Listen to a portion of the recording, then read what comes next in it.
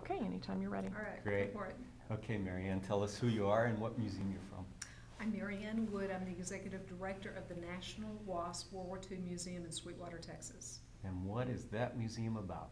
That museum is about the first female aviators in American history, the women Air Force service pilots who trained at Avenger Field from 1943 to 1944. Wow, how long have you been there? I've been there nearly 2 years.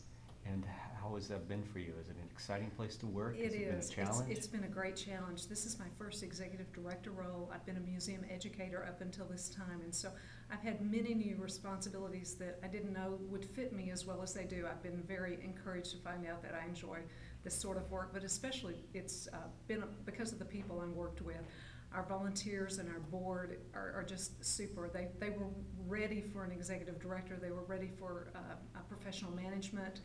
And so they've been thrilled to come on board for lots of new ideas. Now, tell us something about your experience as a museum educator and how that pertains or has applied directly to your work. It provided a great base for the job that I now have. Because of my passion for education, I've been able to implement some programs that I wouldn't have done otherwise without that knowledge. I do have an all-level art certificate, and so that knowledge has helped me to work with teachers and to network with the community educators a lot better, and actually the regional educators because of my experience there and my experience in producing teacher workshops.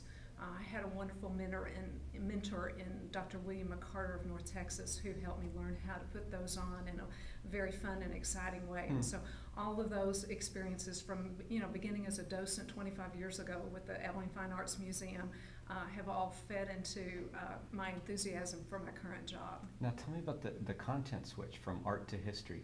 Has that been a leap for you?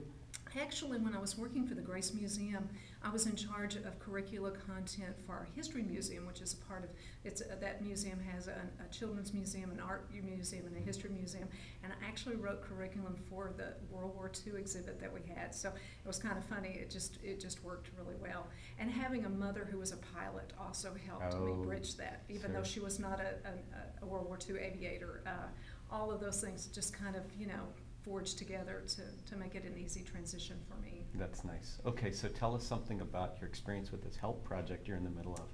I love it. I've been very impressed with the staff and the content of the program.